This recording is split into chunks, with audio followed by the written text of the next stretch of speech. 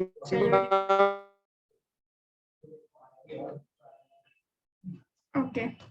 तो देखो अब हमारा नेक्स्ट क्या टॉपिक है, फैक्टर्स अफेक्टिंग एडजॉर्प्शन।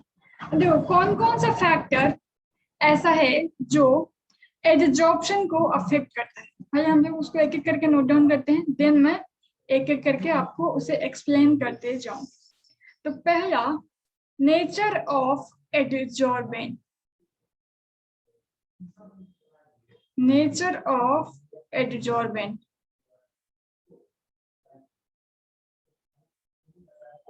दूसरा, nature of adsorbent.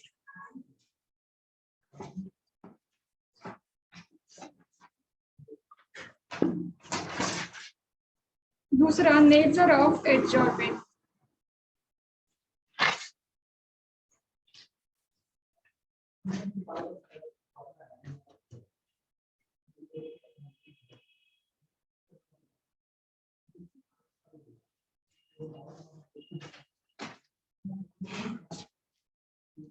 Yogesh Pandey.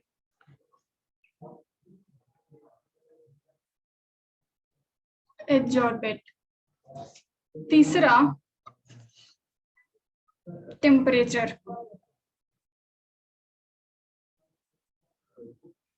चौथा, प्रेशर। और पांचवा, एक हम लोग पढ़ेंगे एडजॉर्प्शन आइसोथर्म, जो हम लोग इसके अंदर इसको काफी डिटेल में पढ़ेंगे, इसलिए मैं इसको लास्ट में रख रही हूँ। पांचवा आपका है adsorption isotherm.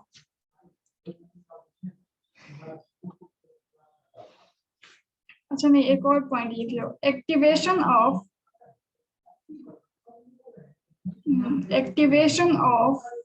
The solid adsorbent.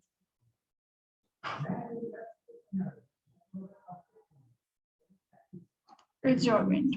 इसके बाद हम लोग पढ़ेंगे एडजॉर्प्शन आइसोथर्म। तो चलो इसको पहले हम लोग एक एक करके देखते हैं। ये क्या है, ये वो फैक्टर हैं जो एडजॉर्प्शन ज्यादा होगा या कम होगा उसको अफेक्ट करेंगे। ठीक है, एडजॉर्प्शन ज्यादा होगा या कम होगा उसको ये फैक्टर सारे के सारे अफेक्ट करते हैं। ठीक है, तो देखो पहला अगर हम लोग देखते हैं नेचर ऑफ एडजॉर्बेंट, तो इस पे कैसे डिपेंड करता है ये। तो चलो हेडिंग स्क्रीनशॉट है ना, मैं इसको मिटा ही देती हूँ फिर देखती हूँ।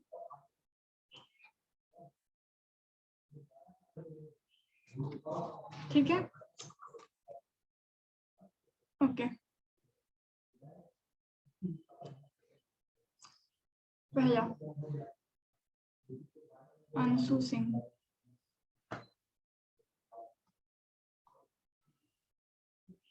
Nature of adsorbent. देखो एडजॉर्बेंट के नेचर पे ये कैसे डिपेंड करेगा, आप लोग जानते हो ना। एडजॉर्प्शन क्या है, सरफेस फेनोमेना है। यानी अगर हम लोग सरफेस पढ़ाएंगे। मैम कल क्लास हुआ था मैम। क्या मैम कल क्लास हुआ था मैम? नहीं, कल क्लास नहीं होता, कल बारिश के कारण लाइट नहीं थी और उधर भी, इसलिए कल क्लास नहीं हुआ था। मैम मतलब परसों के बाद मैम आज से स्टार्ट हो रहा है ना मैम? हाँ बिल्कुल, हाँ ओके। तो देखो एडजॉर्प्शन क्या है हमारा, सरफेस फेनोमेना है। Surface phenomena,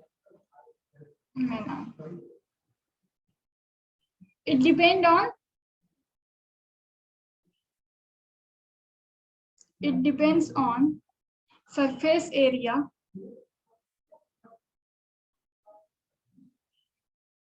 of adsorbent।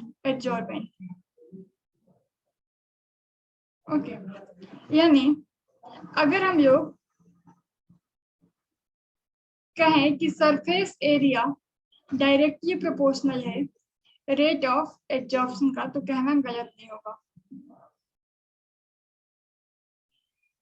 जितना सरफेस बढ़ाओगे, एडजॉर्बेंट का सरफेस जितना बढ़ाओगे उतने मॉलिक्यूल आकर के चिपकेंगे।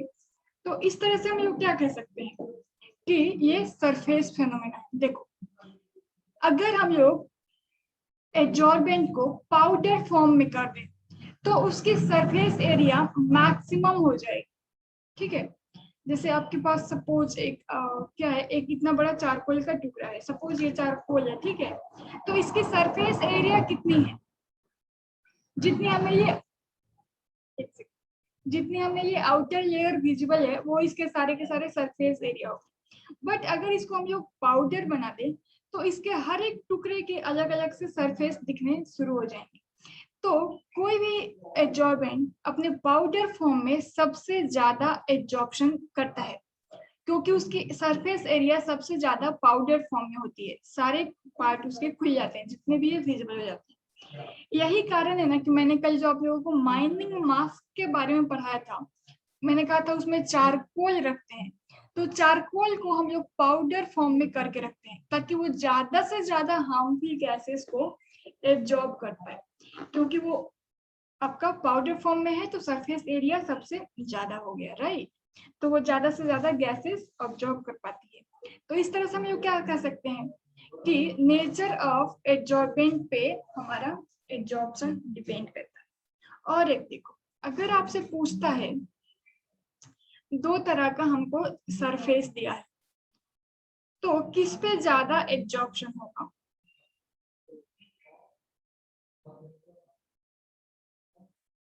देखो इसको हम लोग ये मान के चलो कि बराबर है, ये दोनों मान के चलो साइज में बराबर है, नहीं मैं अच्छे से ड्रॉ करूँ, मुझे अच्छा नहीं लग रहा है।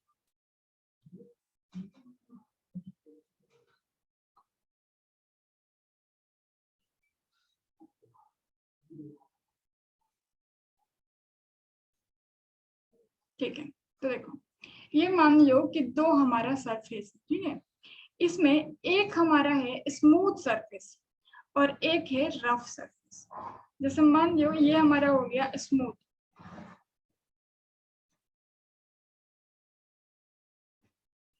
और ये हमारा हो गया रफ सरफेस।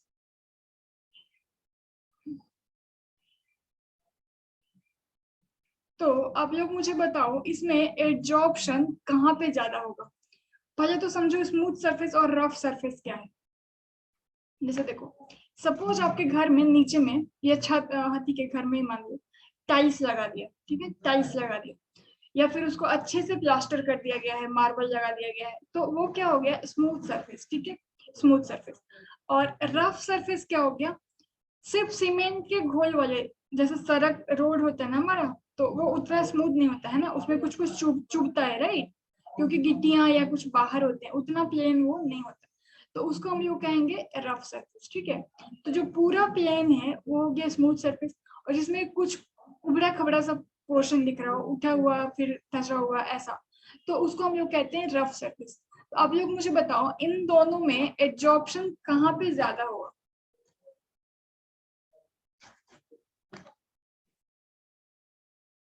वेरी गुड वेदांत, सही कहा आपने। बाकी लोग बताओ। सही से आपका भी सही लॉजिक है, एकदम सही सोचे हो।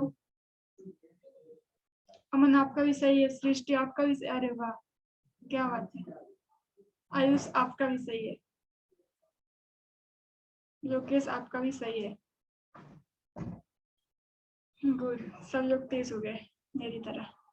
तो देखो, हाँ विनीता आपका भी सही है, चीटिंग कर रहे हो क्या आप लोग। देखो ऐसा क्यों है, रफ सरफेस पे क्या होता है ना, कुछ सरफेस हमको ज्यादा मिलेगा, क्योंकि क्या है, कुछ पोर्शन बाहर की तरह उभरा हुआ है, कुछ अंदर की तरह धसा है, ये तो पूरा का पूरा प्लेन है जो है वही इसी पे चिपकाना है। बट इसमें क्या है, कुछ उठे हुए होते हैं, कुछ धसे हुए होते हैं, तो ऐसे होने के कारण इसकी एरिया ना ज्यादा हो जाएगी, बावजूद कि ये साइज में सेम है, सरफेस एरिया ज्यादा मिल जाएगा, उठे हुए पार्ट जो है वो ज्यादा है, जो धसा हुआ पार्ट वो ज्यादा है, तो इसके कारण क्या हो जाएगा, रफ सरफेस में एब्जॉर्प्शन हमारा ज्यादा होता है, ठीक है, तो ये ध्यान रखना। रफ सरफेस, आज फिर हैंड राइटिंग अच्छा नहीं हो रहा, rough surface provide larger area, larger surface area, larger surface area। इसी कारण से क्या हो जाएगा, रफ सरफेस पे एब्जॉर्प्शन ज्यादा होगा। तो यहाँ से तो आप कह सकते हो ना कि हाँ, नेचर ऑफ एब्जॉर्बेंट पे हमारा एब्जॉर्प्शन डिपेंड करता है। ओके, नेचर ऑफ एब्जॉर्प्शन पे हमारा नेचर ऑफ एब्जॉर्बेंट पे हमारा एब्जॉर्प्शन डिपेंड करता है। ओके, तो ये हमारा फर्स्ट पॉइंट हो गया। इसके दो एग्जांपल भी देख करके मैंने बता दिए। तो आई होप ये आपको अच्छे से समझ आया होगा। आपको क्या लगता है आयुष, आपको क्या लगता है? आयुष पूछ रहा मैम आप तेज हैं, क्वेश्चन मार्क। नहीं, आप ही बताओ।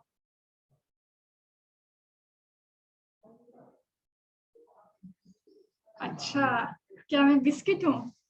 Britannia biscuit 50-50। माना कि 50 साल की हूँ तो अभी फिर भी मैं तेज हूँ। और बूढ़ा होते जाऊंगी और तेज होते जाऊंगी। 50 साल में तो कोई इतना ही तेज हो सकता है ना? तो रुको, मेरी अभी और बुढ़ापा आने दो, जब मैं 100 साल की हो जाऊं फिर।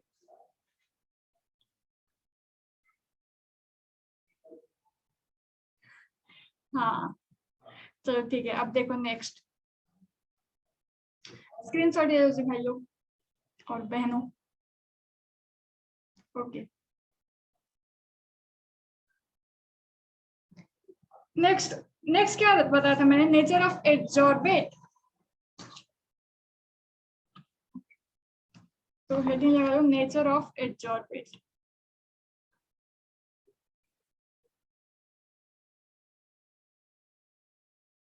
Nature of absorbent.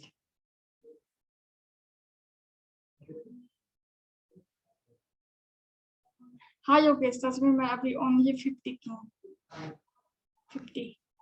बट जब मैं एज बताती हूँ तो डिवाइडेड बाई 2 करके मन मन में मैं 2 से डिवाइड कर देती हूँ। अगर मैं 52 बोलूँ तो मन में मैं 2 से डिवाइड कर देती हूँ रियल एज के लिए, तो मैं आधा नहीं बोलती। जैसे देखो, मैंने 50 बोला तो उसमें एक्चुअली में क्या होता है, मैंने आधा बोला, क्योंकि ये भी रहता है बट इसको मैं छुपा लेती हूँ। ये म्यूट, इतना म्यूट, तो ये हो गया 50। ओके, तो अब मैं इस साल 52 की हो जाऊंगी, तो एक्चुअली में ऐसा राइट, बट ये हिडन रहता है, तो रियल ये हो गया।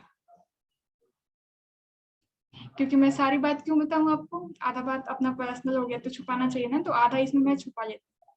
ये हाँ डिवाइडेड बाई 2। अब ये बात तो हम पूरा दुनिया जान रखी है, यूट्यूब पे बता रहे हैं।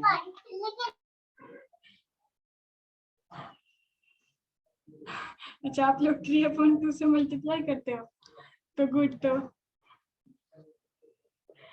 हाँ, जब मैं 100 बोलूंगी तो 100 और डिवाइडेड बाई 2 हिडन रहता है। सोचो, फिर मैं तो 200 साल जी सकती हूँ, ऐसे तो लगता है कभी कभी। एनीवेज, मुझे उतना नहीं जीना, थोड़ा सा। चलो देखो, नेचर ऑफ एब्जॉर्बेट। तो देखो, नेचर ऑफ एब्जॉर्बेट में हमारा क्या है? जो एब्जॉर्बेट है वो, अगर आपका गैस है, लिक्विड है, इस पे डिपेंड कर जाएगा। मैम आपने भी हमें भाई से कुछ छुपाना नहीं चाहिए, ऐसी बात नहीं है। आजकल भाई लोग से छुपाना पड़ता है, आप जानती नहीं हो। भाई बहन का तो भी छुपाना पड़ता है, आधी बात। देखो, चलो अब डिस्टर्ब मत करो, मार खाओगे। Nature of absorb. देखो, अगर ये गैस है, ठीक है, मान लो कि हमने गैस लिया। नेचर ऑफ एब्जॉर्ब, जनरली ये गैस और लिक्विड होता है, ठीक है। तो एक तो सीधी सीधी बात है कि अगर लिक्विड है तो वो तो गैसियस से ज्यादा इजीली एब्जॉर्ब हो जाएगा, राइट। और अगर गैस है तो इसमें क्या होगा? देखो, गैस में भी ना दो तरह का गैस होता है। कुछ ऐसे गैस होते हैं जो बहुत ही इजीली लिक्विफिएबल हो जाएंगे, यानी उसको हम लोग आसानी से लिक्विड में कन्वर्ट कर सकते हैं, ठीक है, लिक्विफिएबल। और कुछ ऐसे गैस होते हैं जो बहुत प्रेशर चाहिए तब जाकर के वो लिक्विड बनेंगे, यानी इजीली लिक्विफिएबल नहीं होते हैं। तो ऐसे गैस जो आसानी से लिक्विफिएबल हो जाते हैं वो ज्यादा एब्जॉर्ब होते हैं एब्जॉर्बेंट पे। और ऐसे गैस जो ज्यादा इजीली लिक्विफिएबल नहीं होते हैं उसको एब्जॉर्बेंट पे एब्जॉर्ब कराना मुश्किल होता है, ठीक है। और लिक्विड है फिर तो बात ही नहीं कहना, वो तो ज्यादा इजीली तो फिर हो ही जाएगा एब्जॉर्ब, राइट। तो देखो हम लोग यहाँ से क्या कह सकते हैं, easily liquefiable gas, easily liquefiable gas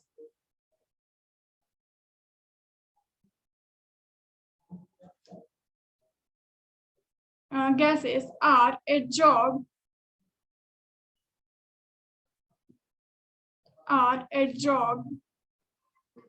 to greater extent,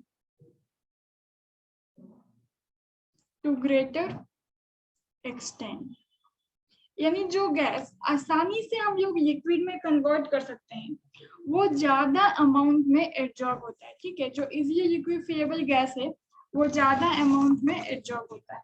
just second. और जो गैस आसानी से इजीली लिक्विफिएबल नहीं होता है उसमें टाइम लगेगा, क्योंकि वो लिक्विड ही नहीं बनेगा जल्दी। और तो एब्जॉर्ब कैसे होगा? अगर गैसियस फेज में एब्जॉर्ब हुआ तो उड़ जाएगा तुरंत, उस पर चिपका रहेगा नहीं। ठीक है, नेक्स्ट पॉइंट आप क्या सकते हो? अच्छा, इसी बात को डिफाइन कर लो। Easily liquefiable means gas means easily liquefiable का क्या मतलब? Liquefiable gas means having higher tendency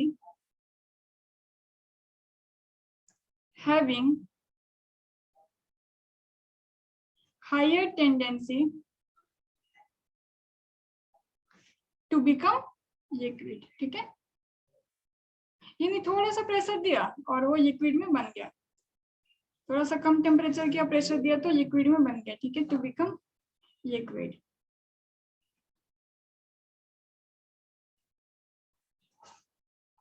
ठीक है, तो इसमें क्या हो जाएगा, जब इजीली लिक्विड बन जाएगा इनके बीच का इंटरमोलिक्यूलर फोर्स भी ज्यादा हो जाते हैं। ठीक है, ओके। अब देखो ये हमारा हो गया। देखो अब यहाँ पे आपको क्या बता दूं। ठीक है, अब आपका नेक्स्ट हमने क्या देखा था, ये तो हो गया। दूसरा कि हमारा नेचर ऑफ एब्जॉर्बेंट पे भी डिपेंड करता है। गैस है, अगर इजीली लिक्विफिएबल गैस है तो ज्यादा अमाउंट में एब्जॉर्ब होगा, अगर इजीली लिक्विफिएबल नहीं है तो कम अमाउंट में एब्जॉर्ब होगा, और लिक्विड है तो फिर ज्यादा अमाउंट में एब्जॉर्ब हो जाएगा। यहाँ पे ना एक आपको टर्म मिल सकता है कहीं पे, क्रिटिकल टेम्परेचर, लिक्विफिकेशन और क्रिटिकल टेम्परेचर, इसमें क्या कनेक्शन?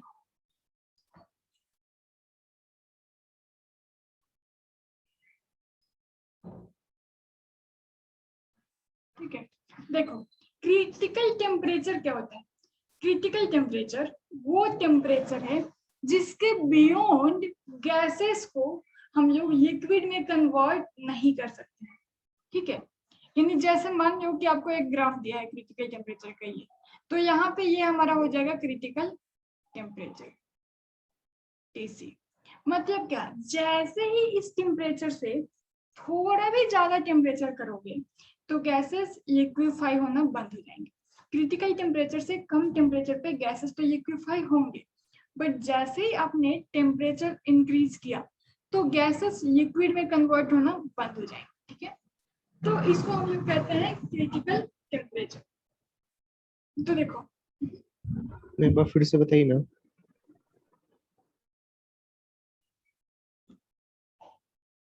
देखो मैंने कहा लिख दूं क्या?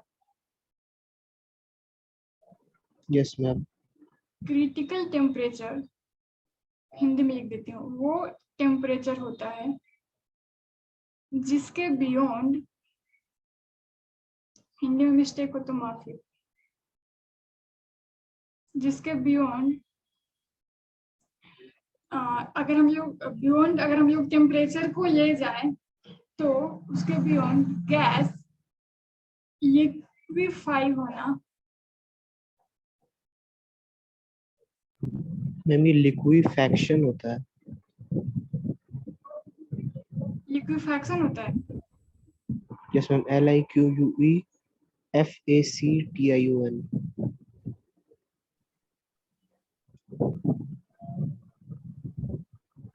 श्योर हो आप? यस मैम, हम अभी 1-2 मिनट से यही देख रहे थे मैम। लिक्विफिकेशन जो आप लिखी है वो अर्थक्वेक से रिलेटेड कुछ होता है क्या चीज से रिलेटेड होता है? मैम, अर्थक्वेक से रिलेटेड कुछ होता है। अच्छा ऐसा है, तो फिर क्या आपने सही क्या बोला, एक बार बता दो, स्पेलिंग मिस्टेक हो गया। हाँ LIQUEFACTION। ऐसा FATION। FACTION। अब सही है? Yes ma'am. FIQUEFACTION। ओके, तो मैंने मिस्टेक लिख दिया होगा, माफी, होता है कभी। तो ये लिक्विफिकेशन, लिक्विफिकेशन जो भी, ठीक है। तो क्रिटिकल टेम्परेचर वो टेम्परेचर होता है जिसके बियॉन्ड गैस को लिक्विफाई करना मुश्किल हो जाता है, जिसके बियॉन्ड गैस को लिक्विफाई करना मुश्किल हो जाता है। क्या लिख रही हूँ? लिक्विफाई करना डिफिकल्ट हो जाता है, मैम जिसके बियॉन्ड मतलब? उसके बाहर। जैसे मान लो, सपोज अभी अभी आप समझ रहे हो, ठीक है, एग्जाम्पल से। जैसे मान लो कि कोई गैस है, ठीक है, गैस है, एक ए गैस है और एक गैस है जिसका नाम बी है, ठीक है। तो ए गैस को हम लोग लिक्विफाई तब कर सकते हैं जब आपको जो उस गैस का टेम्परेचर है ना, उसको सपोज 15 डिग्री सेल्सियस लाना पड़ेगा। और जो बी गैस है उसको हम लोग लिक्विफाई तब कर सकते हैं जब उसका टेम्परेचर 22 डिग्री सेल्सियस लाना पड़ेगा। तो ये अगर मान लो कि कोई गैस ए अगर 15 डिग्री सेल्सियस पे लिक्विफाई हो जाता है, तो क्या वो 14 डिग्री पे नहीं होगा? बोलो, 14 डिग्री पे होगा कि नहीं?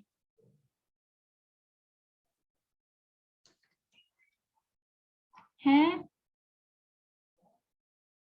बोलो बालक, अगर कोई गैस 15 डिग्री पे लिक्विड में कन्वर्ट हो जाता है, तो क्या वो 12 डिग्री पे, 13 डिग्री पे लिक्विड में कन्वर्ट होगा कि नहीं होगा? हाँ या ना?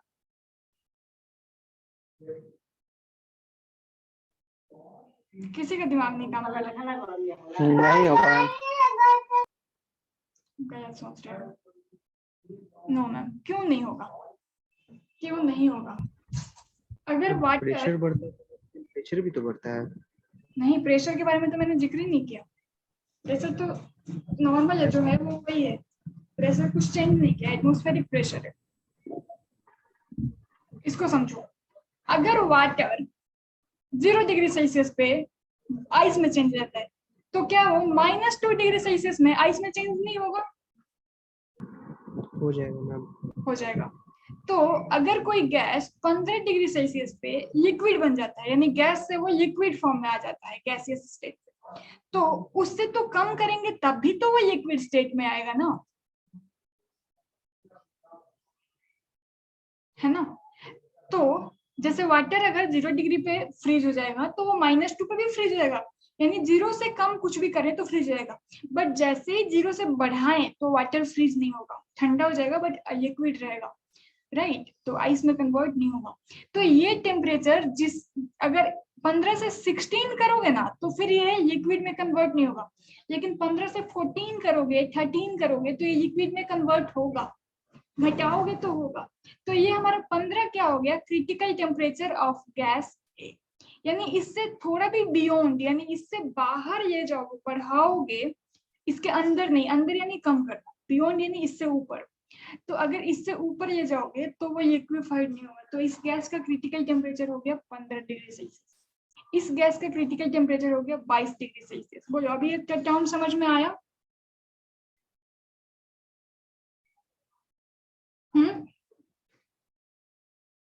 Yes ma'am. तो देखो यहाँ पे आपको, आप यहाँ से ये जो दोनों मैंने ये जो पॉइंट बताया, यहाँ से हम लोग रिलेशन क्या निकाल सकते हैं?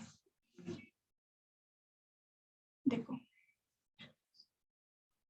लिक्विफिकेशन समझा दूं एक बार। देखो जैसे हम लोग आइस ये वाटर को आइस में चेंज करेंगे तो वो सॉलिडिफिकेशन हो गया।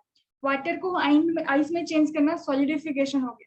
उसी तरह से गैस को लिक्विड में चेंज करना लिक्विफिकेशन होगा। ओके सृष्टि, गैस को लिक्विड में चेंज कर रहे हैं उसको हम लोग लिक्विफिकेशन कहेंगे।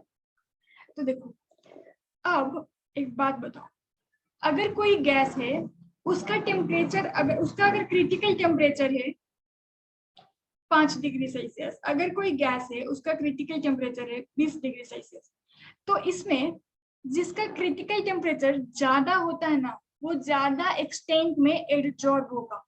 ठीक है, क्योंकि टेम्परेचर ज्यादा रखना गैसेस के लिए इजी है ना, बट ज्यादा कम टेम्परेचर करने के लिए बहुत टिक्रम लाना पड़ेगा। और जैसे ही थोड़ा भी टेम्परेचर हाई हुआ चेंज हुआ तो वो आपका उसका एब्जॉर्प्शन घटेगा। अब बस यहाँ से ये याद रखना कि जिसका क्रिटिकल टेम्परेचर ज्यादा होता है, जिस गैस का क्रिटिकल टेम्परेचर ज्यादा होता है उसका लिक्विफिकेशन आसान होता है।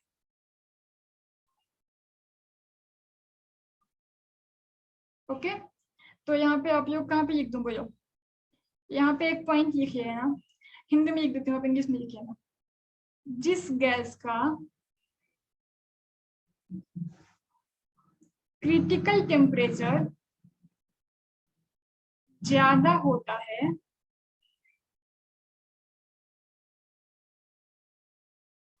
उसका लिक्विफिकेशन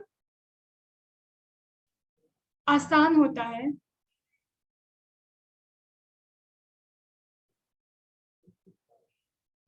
लिक्विफिकेशन इजी होता है तो उसका एब्जॉर्प्शन भी ज्यादा होगा। ठीक है, तो उसका एब्जॉर्प्शन भी ज्यादा होगा।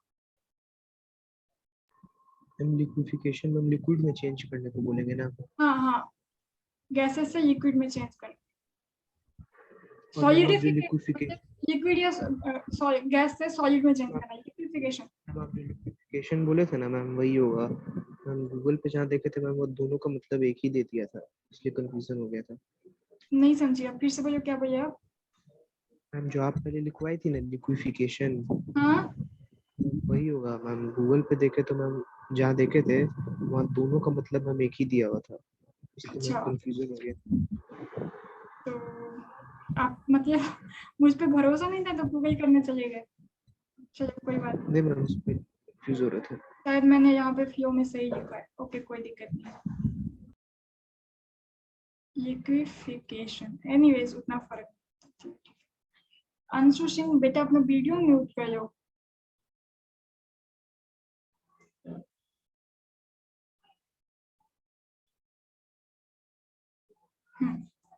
ओके, लिक्विफिकेशन क्रिटिकल टेम्परेचर से रिलेशन आप लोग समझ गए। ओके, ये क्रिटिकल टेम्परेचर ना मैंने आप लोगों को गैसियस स्टेट में पढ़ाया है बेटा, लेकिन जब हम लोग स्टेट ऑफ मैटर पढ़ रहे थे, लेकिन मुझे पता था कि आप लोग ना बहुत आसानी से चीजों को डाइजेस्ट कर जाते हो। एनीवे चलो, तो इसलिए सबको डाउट हो गया कितना स्ट्रॉन्ग रिवीजन है मेरे बच्चों का। ओ ओके, चलो नेक्स्ट हमारा क्या फैक्टर था?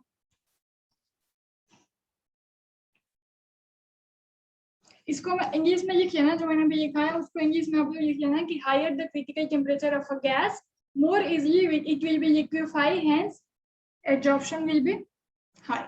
ठीक है, इसको इंग्लिश में लिखना जो मैंने लिखा है। तो अब देखो, एक तो हम लोग पढ़े हैं टेम्परेचर इंक्रीज करने से एब्जॉर्प्शन डिक्रीज होता है।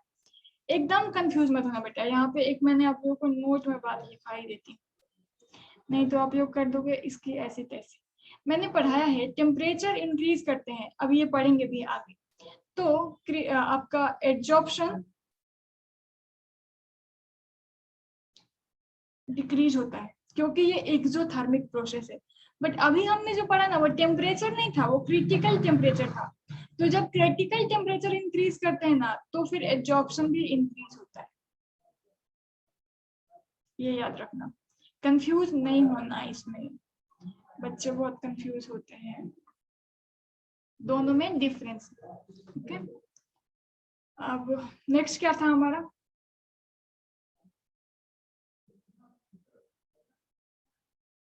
ठीक है, अच्छा चलो। हाँ, यहाँ पे नोट लिखे ही हो तो एक और पॉइंट लिखी हो, कहीं ऑब्जेक्टिव में आ सकता है। Critical temperature